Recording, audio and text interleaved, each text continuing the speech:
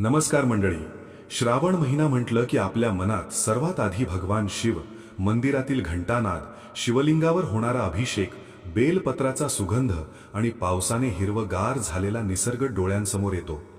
महाराष्ट्रात तर श्रावणाला एक वेगळंच धार्मिक आणि सांस्कृतिक महत्त्व आहे. या महिन्यात अनेक घरांमध्ये सोमवारचं व्रत केलं जातं, मंदिरात जाऊन महादेवाचं दर्शन घेतलं जातं, शिवलिंगावर जल अर्पण केलं जातं आणि शक्य तितका सात्विक आहार घेण्याचा प्रयत्न केला जातो. पण या सगळ्यासोबत काही पारंपरिक नियमही सांगितले जातात, ज्यांची माहिती अनेकांना पूर्णपणे नसते. विशेषतः श्रावणात कोणत्या भाज्या टाळल्या जातात, व्रतामध्ये काय खावं, शिवलिंगावर कोणत्या वस्तू अर्पण करू नयेत आणि कोणत्या गोष्टींची काळजी घ्यावी याबद्दल अनेकदा संभ्रम असतो. त्यामुळे या संपूर्ण विषयाकडे फक्त भीतीच्या दृष्टीने न पाहता आपल्या धार्मिक परंपरा आणि त्यामागील भाव समजून घेणं महत्त्वाचं आहे. सर्वप्रथम श्रावण महिन्याच्या कालावधीबद्दल एक गोष्ट लक्षात घ्या. श्रावणाचा कालावधी सांगताना वेगवेगळ्या पंचांग पद्धतींमुळे प्रदेशानुसार तारखांमध्ये फरक दिसू शकतो. त्यामुळे महाराष्ट्रात वापरल्या जाणाऱ्या स्थानिक पंचांगातील तारीख आणि तिथीला प्राधान्य देणं योग्य ठरेल. या काळात येणारे सोमवार विशेष मानले जातात आणि अनेक भाविक त्या दिवशी उपवास किंवा व्रत करतात. काही जण पूर्ण उपवास करतात, काही फलाहार करतात, तर काही जण नेहमीपेक्षा साधा आणि सात्विक आहार घेतात. त्यामुळे प्रत्येकाने आपल्या शरीराची क्षमता आणि घरातील परंपरा लक्षात घेऊन व्रत पाळणं योग्य आहे. आता येऊया या विषयातील सर्वात चर्चेत असलेल्या मुद्द्याकडे. श्रावणात कोणत्या भाज्या टाळण्याची परंपरा आहे? या संदर्भात 3 प्रकार विशेषतः सांगितले जातात. पहिली म्हणजे वांगी, दुसरी म्हणजे पालेभाज्या आणि तिसरी म्हणजे कांदा लसूण. अनेक धार्मिक परंपरांमध्ये श्रावणाच्या काळात या पदार्थांपासून दूर राहण्याचा सल्ला दिला जातो. विशेषतः पावसाळ्याच्या काळात भाज्या स्वच्छ ठेवणे, त्यामध्ये कीटक किंवा सूक्ष्मजीव वाढण्याची शक्यता आणि शरीरासाठी हलका आहार घेण्याची परंपरा यांच्याशीही हा विषय जोडला जातो. मात्र हे लक्षात ठेवा की या गोष्टी मुख्यतः धार्मिक आणि पारंपरिक आहार मान्यतांच्या संदर्भात सांगितल्या जातात. प्रत्येक व्यक्तीने आपल्या आरोग्याची गरज लक्षात घेणं आवश्यक आहे. सर्वात आधी वांग्याबद्दल पाहूया. पावसाळ्यात वांग्यामध्ये कीटक लागण्याची शक्यता असते असं पारंपरिक आहार विचारात सांगितलं जातं. त्यामुळे श्रावणात वांगी टाळण्याची पद्धत काही घरांमध्ये पाळली जाते. विशेषतः व्रत किंवा धार्मिक नियम काटेकोरपणे पाळणारे लोक या काळात वांग्याची भाजी न करण्याला प्राधान्य देतात. मात्र याचा अर्थ असा नाही की वांगी खाल्ल्यामुळे एखाद्या व्यक्तीचं आयुष्य खराब होईल किंवा तिची पूजा व्यर्थ ठरेल. अशा प्रकारची भीती निर्माण करणारी भाषा वापरण्यापेक्षा यामागची धार्मिक मान्यता समजून घेणं अधिक योग्य आहे. यानंतर येतात पालेभाज्या. पालक, मेथी, माठ यांसारख्या पालेभाज्या पावसाळ्यात सहज उपलब्ध होतात. मात्र पावसाळ्यात त्यांच्या पानांवर माती, सूक्ष्म कीटक किंवा इतर अशुद्धी चिकटलेली असण्याची शक्यता असते. त्यामुळे काही पारंपरिक आहार पद्धतींमध्ये श्रावणात पालेभाज्या टाळण्याची पद्धत दिसून येते. ज्यांच्या घरात श्रावणातील हा नियम पाळला जातो त्यांनी या काळात इतर स्वच्छ आणि हलक्या भाज्यांचा वापर करण्याची परंपरा ठेवली आहे. तिसरा प्रकार म्हणजे कांदा आणि लसूण. कांदा लसूण अनेक धार्मिक उपवासांमध्ये सात्विक आहाराचा भाग मानला जात नाही. त्यामुळे श्रावणातील व्रत, सोमवार आणि इतर धार्मिक दिवसांमध्ये ते टाळण्याची परंपरा आहे. यामागे मुख्यतः धार्मिक आहार विचार आणि सात्विक जीवनशैलीचा संदर्भ दिला जातो. त्यामुळे तुम्ही श्रावणातील धार्मिक नियम पाळत असाल तर कांदा लसूण नसलेला साधा आहार घेण्याला प्राधान्य देऊ शकता. मग प्रश्न येतो, श्रावण सोमवारच्या व्रतामध्ये खायचं काय?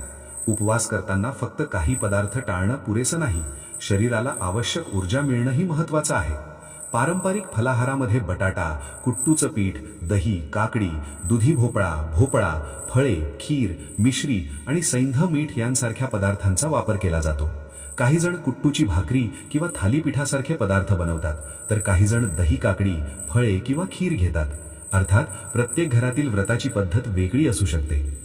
उपवासाच्या काळात सामान्यतः गहू, तांदूळ, मैदा, बेसन आणि नियमित धान्यांपासून तयार होणारे पदार्थ टाळण्याची परंपरा आहे. बाजारातील तयार पदार्थ घेताना त्यामध्ये कोणते घटक वापरले आहेत हे तपासणंही आवश्यक आहे.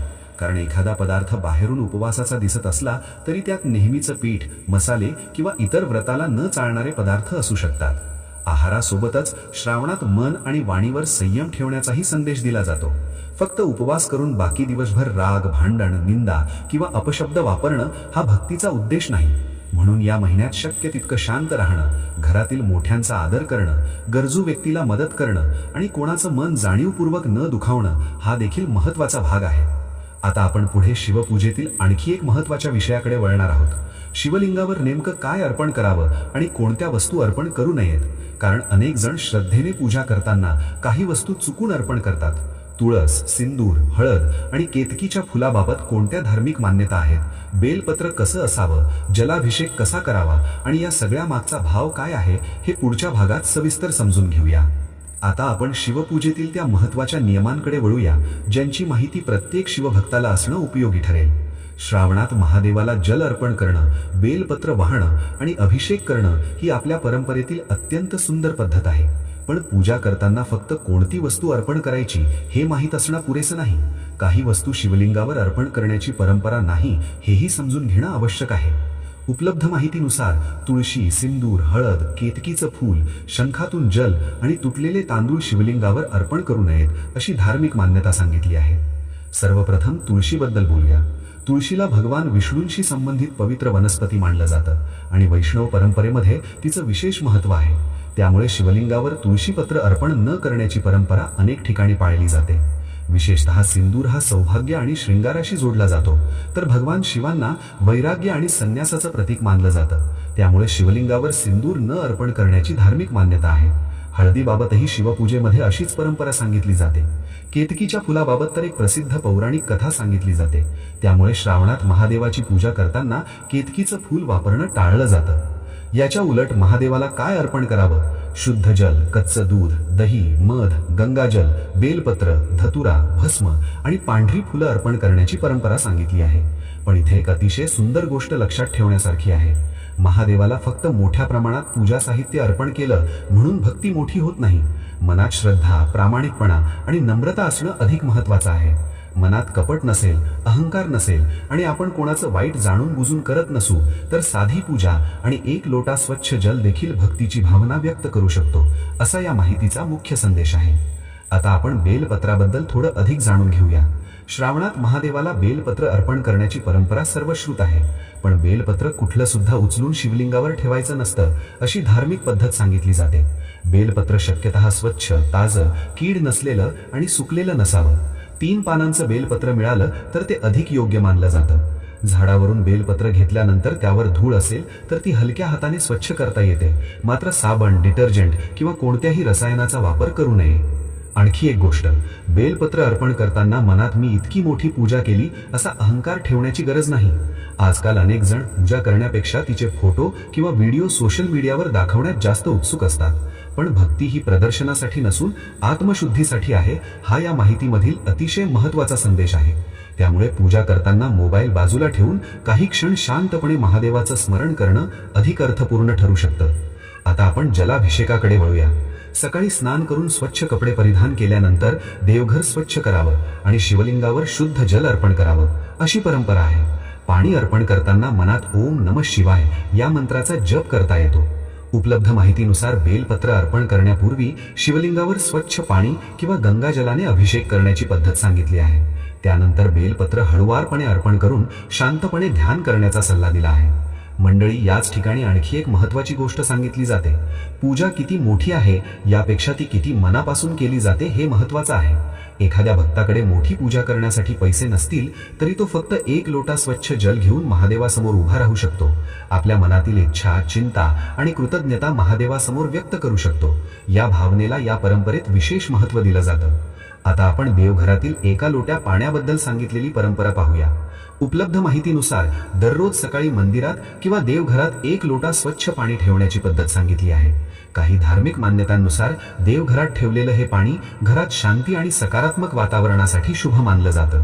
काही ठिकाणी दुसऱ्या दिवशी या पाण्याचा घरात शिंपडण्यासाठी किंवा झाडांना देण्यासाठी उपयोग केला जातो. जर एखाद्या विशिष्ट देवतेसाठी लोटा ठेवला असेल तर त्या परंपरेनुसार त्याचा उपयोग करण्याचं सांगितलं जातं. उदाहरणार्थ, राधाकृष्णासाठी ठेवलेलं पाणी दुसऱ्या दिवशी तुळशीला देण्याची पद्धत काही ठिकाणी सांगितली आहे. लोटा ठेवताना तो झाकून ठेवणं आणि पूजेच्या वेळी झाकण काढणं अशी ही सूचना दिली आहे. या पाण्याचा स्वयंपाकासाठी वापर करण्याबाबतही एक अट सांगितली आहे. जर घरात पूर्णपणे सात्विक भोजन बनत असेल, म्हणजे कांदा लसूण वापरलं जात नसेल, तर काही परंपरांमध्ये हे पाणी स्वयंपाकात वापरण्याची पद्धत सांगितली जाते. अन्यथा ते पिण्यासाठी किंवा शिंपडण्यासाठी वापरण्याचा उल्लेख आहे. मात्र हे धार्मिक आचरण आहे. पूजेचं पाणी आरोग्यविषयक उपचारांचा पर्याय समजू नये. आता श्रावणात घराचं वातावरण कसं ठेवावं याकडेही लक्ष द्या. देवघर स्वच्छ असावं, पूजा करण्याची जागा नीटनेटकी असावी आणि घरात सतत भांडणं, अपशब्द किंवा नकारात्मक वातावरण निर्माण होऊ नये. मातापित्यांचा आदर करावा, गरजू व्यक्तीचा अपमान करू नये आणि आपल्या क्षमतेनुसार अन्नदान किंवा मदत करावी. कारण महादेवाची भक्ती म्हणजे फक्त मंदिरात जाऊन अभिषेक करणं नव्हे, आपल्या वागण्यातही नम्रता आणि दयाळूपणा दिसणं आवश्यक आहे. श्रावणात काही शुभ संकेतांबाबतच्या लोकमान्यताही सांगितल्या जातात. नंदी किंवा बैलाचं दर्शन, स्वप्नात शिवलिंग किंवा भगवान शिव दिसणं, नीलकंठ पक्षी दिसणं, साप दिसणं किंवा डमरू घंटानाद ऐकू येणं यांना काही धार्मिक परंपरांमध्ये शुभ मानलं जातं. मात्र हे लोकविश्वास आहेत, यांना निश्चित भविष्यवाणी समजू नये. विशेषतः साप दिसल्यास त्याला पकडण्याचा किंवा त्रास देण्याचा प्रयत्न करू नका. स्वतःची सुरक्षितता सर्वात महत्त्वाची आहे. आता पुढच्या भागात आपण ह्या संपूर्ण विषयातील धनसमृद्धी, विवाहातील अडथळे, संतानाची इच्छा आणि आरोग्यासाठी महामृत्युंजय मंत्राशी संबंधित धार्मिक उपाय पाहणार आहोत. त्यासोबतच श्रावणात आपल्या आचरणातून महादेवाची भक्ती कशी व्यक्त करता येईल आणि या सर्व नियमांचा खरा अर्थ काय आहे हेही समजून घेऊया. आता या माहितीतील शेवटच्या आणि तितक्याच महत्त्वाच्या भागाकडे वळूया. श्रावणात महादेवाची पूजा करताना अनेक भक्त आपल्या जीवनातील वेगवेगळ्या अडचणी दूर व्हाव्यात, घरात सुखशांती राहावी, आर्थिक परिस्थिती सुधारावी, विवाहातील अडथळे दूर व्हावेत किंवा कुटुंबातील व्यक्तींच्या आरोग्यासाठी प्रार्थना करतात. या सगळ्या गोष्टींसाठी काही पारंपरिक धार्मिक उपाय सांगितले जातात. हे उपाय श्रद्धा आणि धार्मिक मान्यतांच्या स्वरूपात पाहावेत. कोणत्याही उपायाला हमखास परिणाम देणारा नियम समजू नये. सर्वात आधी आर्थिक अडचणींसाठी सांगितलेला उपाय पाहूया. जर मेहनत करूनही पैसा टिकत नसेल, खर्च वाढत असेल किंवा नोकरी व्यवसायात वारंवार अडथळे येत असतील तर श्रावणातील पहिल्या सोमवारी एक साधा धार्मिक उपाय करण्याची माहिती दिली आहे. सकाळी स्नान करून स्वच्छ, शक्यतो पांढरे किंवा फिक्कट रंगाचे कपडे घालावेत. त्यानंतर तांब्याच्या लोट्यात शुद्ध पाणी घ्यावं आणि गंगाजल उपलब्ध असेल तर त्याचे काही थेंब त्यात मिसळावेत. या पाण्यात 108 अखंड अक्षता टाकाव्यात. त्यानंतर महादेवाच्या मंदिरात जाऊन श्रद्धेने ते पाणी शिवलिंगावर अर्पण करण्याची पद्धत सांगितली आहे. या उपायाचा मुख्य भाव पैसा जादूने मिळवणे असा नसून आपल्या आर्थिक अडचणींबाबत महादेवासमोर प्रार्थना करणं आणि त्याचबरोबर स्वतःच्या प्रयत्नांमध्ये सातत्य ठेवणं हा असावा. कारण पूजा केल्यानंतर नोकरी, व्यवसाय, बचत किंवा खर्चाच्या सवयींमध्ये बदल केला नाही तर केवळ धार्मिक विधीवर अवलंबून राहून परिस्थिती बदलण्याची अपेक्षा करणं योग्य नाही. श्रद्धा मनाला आधार देऊ शकते, पण प्रत्यक्ष जीवनातील प्रयत्नही तितकेच आवश्यक आहेत. आता नोकरी आणि व्यवसायाबद्दल सांगितलेली धार्मिक भावना पाहूया. कामात अडथळे येत असतील किंवा प्रगती थांबली असल्यास महादेवासमोर शांतपणे बसून आपल्या कामाबद्दल प्रार्थना करण्याचा उल्लेख आहे. आपण जे काम करतो ते प्रामाणिकपणे करण्याचा संकल्प करावा आणि आपल्या कर्माचं फळ महादेवाला समर्पित करण्याची भावना ठेवावी. याचा अर्थ काम सोडून फक्त पूजा करायची असा अजिबात नाही. उलट भक्तीमुळे मन शांत करून आपलं काम अधिक प्रामाणिकपणे करण्याची प्रेरणा मिळावी हा या मागचा सुंदर भाव आहे. यानंतर येतो विवाहातील अडथळ्यांसाठी सांगितलेला उपाय. जर विवाह ठरत नसेल, वारंवार अडथळे येत असतील किंवा योग्य संबंध जुळत नसतील तर श्रावणात भगवान शिव आणि माता पार्वतीची एकत्रित उपासना करण्याची परंपरा सांगितली जाते. सकाळी स्नान करून स्वच्छ कपडे घालावेत, शिवलिंगावर जल आणि दूध अर्पण करावं. त्यानंतर पिवळ्या चंदनाने पूजा करावी. माता पार्वतीसमोर कुंकुम अर्पण करून लाल रंगाची चुनरी अर्पण करण्याची पद्धतही सांगितली आहे. या उपायामध्ये 21 पिवळी फुलं किंवा 21 बेलपत्र अर्पण करण्याचा उल्लेख आहे. काही धार्मिक पद्धतींमध्ये त्या बेलपत्रावर रामनाम लिहून ते महादेवाला अर्पण करण्याची परंपरा सांगितली जाते. हा उपाय माता पार्वतीने भगवान शिवांना प्राप्त करण्यासाठी केलेल्या तपश्चर्येच्या भावनेशी जोडला जातो. पण इथेही एक महत्त्वाची गोष्ट लक्षात घ्या. विवाह हा 2 व्यक्तींच्या आयुष्याचा निर्णय आहे. त्यामुळे धार्मिक उपाय करत असताना योग्य व्यक्तीचा स्वभाव, परस्पर समज, कुटुंबातील मूल्य आणि दोघांची संमती यांना सर्वाधिक महत्त्व असायला हवं. केवळ एखादा उपाय केल्याने लग्न नक्की होईल असा दावा करणं योग्य नाही. आता संतानाची इच्छेशी संबंधित धार्मिक उपाय पाहूया. या विषयामध्ये पार्थिव शिवलिंगाच्या पूजेचा उल्लेख केला जातो. मातीपासून शिवलिंग तयार करून त्याची श्रद्धेने पूजा करणे आणि त्यावर जल अर्पण करणे अशी धार्मिक पद्धत सांगितली जाते. यासोबत गव्हाच्या दाण्यांचा उपयोग करून प्रार्थना करण्याचा उल्लेखही उपलब्ध माहितीत आहे. मात्र हा उपाय धार्मिक श्रद्धेच्या चौकटीतच पाहावा. संतान प्राप्तीशी संबंधित वैद्यकीय अडचण असल्यास डॉक्टरांचा सल्ला घेणं आणि योग्य उपचार करणं अत्यंत आवश्यक आहे. आता येतो आरोग्यासाठी महामृत्युंजय मंत्राचा भाग. घरातील एखादी व्यक्ती दीर्घकाळ आजारी असेल तर श्रावण सोमवारच्या दिवशी भगवान शिवांचं ध्यान करून महामृत्युंजय मंत्राचा जप करण्याची धार्मिक परंपरा सांगितली जाते. काही पद्धतींमध्ये 108 वेळा मंत्रजप करण्याचा उल्लेख केला जातो. या जपाचा उद्देश आजारी व्यक्तीसाठी आरोग्य, धैर्य आणि मानसिक आधार मिळावा अशी प्रार्थना करणं हा असावा. इथे एक गोष्ट विशेष स्पष्ट करायला हवी. महामृत्युंजय मंत्र हा वैद्यकीय उपचारांचा पर्याय नाही. एखादी व्यक्ती आजारी असेल तर डॉक्टरांनी दिलेली औषधं आणि उपचार बंद करून फक्त मंत्रजपावर अवलंबून राहू नये. मंत्रजप श्रद्धा आणि मानसिक आधारासाठी केला जाऊ शकतो, पण वैद्यकीय उपचार सुरू ठेवणं गरजेचं आहे. मंडळी, आता पुन्हा एकदा आपण शिवलिंगावर अर्पण करायच्या आणि टाळायच्या वस्तूंची छोटीशी उजळणी करूया. महादेवाला शुद्ध जल, कच्चं दूध, दही, मध, गंगाजल, बेलपत्र, धतुरा, भस्म आणि पांढरी फुलं अर्पण करण्याची परंपरा सांगितली आहे. तर तुळस, हळद, सिंदूर, केतकीचं फूल, शंखातून जल आणि तुटलेले तांदूळ अर्पण न करण्याची धार्मिक मान्यता आहे. पण या सगळ्यातील सर्वात महत्त्वाची गोष्ट पुन्हा एकदा लक्षात ठेवा. महादेवाच्या पूजेचा केंद्रबिंदू वस्तू नाही तर भावना आहे. एखाद्या व्यक्तीकडे शेकडो रुपयांचा पूजा साहित्य असेल आणि दुसऱ्याकडे फक्त 1 लोटा पाणी असेल तरी भक्तीची किंमत वस्तूंच्या संख्येने ठरत नाही. मनात अहंकार नसणं, दुसऱ्याचं वाईट न करणं, प्रामाणिकपणे जीवन जगणं आणि आपल्या क्षमतेनुसार इतरांना मदत करणं ही देखील शिवभक्तीच आहे. श्रावणात घराचं वातावरणही शांत आणि पवित्र ठेवण्याचा प्रयत्न करा. देवघर स्वच्छ ठेवा, सकाळी दिवा लावा, शक्य असल्यास काही मिनिटं नामस्मरण करा. घरात विनाकारण भांडणं, अपशब्द आणि नकारात्मक चर्चा टाळा. आई वडिलांचा आणि ज्येष्ठांचा आदर करा. एखादा गरजू माणूस मदतीसाठी आला तर आपल्या क्षमतेनुसार त्याला मदत करा, कारण देवाची पूजा करून बाहेर एखाद्याशी चुकीचं वागणं या दोन्ही गोष्टी एकमेकांशी विसंगत आहेत. आणखी एक महत्त्वाची गोष्ट म्हणजे नियमितता. एखादा उपाय एकदा केला आणि लगेच चमत्कार होईल अशी अपेक्षा ठेवू नका. उपलब्ध माहितीतही नियमिततेला महत्त्व दिलं आहे. दररोज पूजा करताना मन शांत ठेवणं, आपल्या संकल्पावर टिकून राहणं आणि आपल्या कर्मामध्ये प्रामाणिक राहणं हीच खरी सातत्याची परीक्षा आहे. आणि शेवटी श्रावणातील या संपूर्ण नियमांकडे भीतीच्या नजरेने पाहू नका. हे केलं नाही तर अनर्थ होईल किंवा ही वस्तू चुकून अर्पण केली तर आयुष्यभर संकट येतील अशा भीतीवर भक्ती आधारित नसावी. धार्मिक परंपरांचा आदर करा, पण त्यांचा भावही समजून घ्या. पूजा आपल्याला शांतता, संयम, चांगलं आचरण आणि सकारात्मक विचार शिकवत असेल तर तिचा खरा उद्देश साध्य होतो. म्हणून या श्रावणात महादेवासमोर फक्त आपल्या इच्छा सांगू नका, स्वतःमध्येही एक चांगला बदल करण्याचा संकल्प करा. राग कमी करायचा, खोटं बोलणं टाळायचं, आई वडिलांचा आदर करायचा, गरजू व्यक्तीला मदत करायची, आपल्या कामाशी प्रामाणिक राहायचं आणि शक्य तितकं सात्विक जीवन जगायचं. कारण शेवटी महादेवाची भक्ती ही फक्त मंदिरात संपत नाही, ती आपल्या वागण्यात दिसली पाहिजे. शिवलिंगावर वाहिलेलं बेलपत्र काही क्षणात कोमेजतं, अभिषेकाचं पाणी वाहून जातं, पूजा संपते, पण त्या पूजेतून मनात आलेला चांगुलपणाचा विचार जर आपल्या आयुष्यात टिकला तर तीच खरी साधना ठरते. श्रावण हा त्यामुळे केवळ उपवास करण्याचा किंवा काही पदार्थ टाळण्याचा महिना नाही. हा स्वतःकडे पाहण्याचा, मन शांत करण्याचा, कुटुंबासोबत प्रेमाने राहण्याचा, निसर्गाचा आनंद घेण्याचा आणि आपल्या श्रद्धेला चांगल्या कर्मांची जोड देण्याचा काळ आहे. या संपूर्ण माहितीचा सार एकच: श्रद्धा ठेवा पण विवेकही ठेवा. पूजा करा पण चांगली कर्मही करा. उपवास करा पण शरीराची काळजीही घ्या.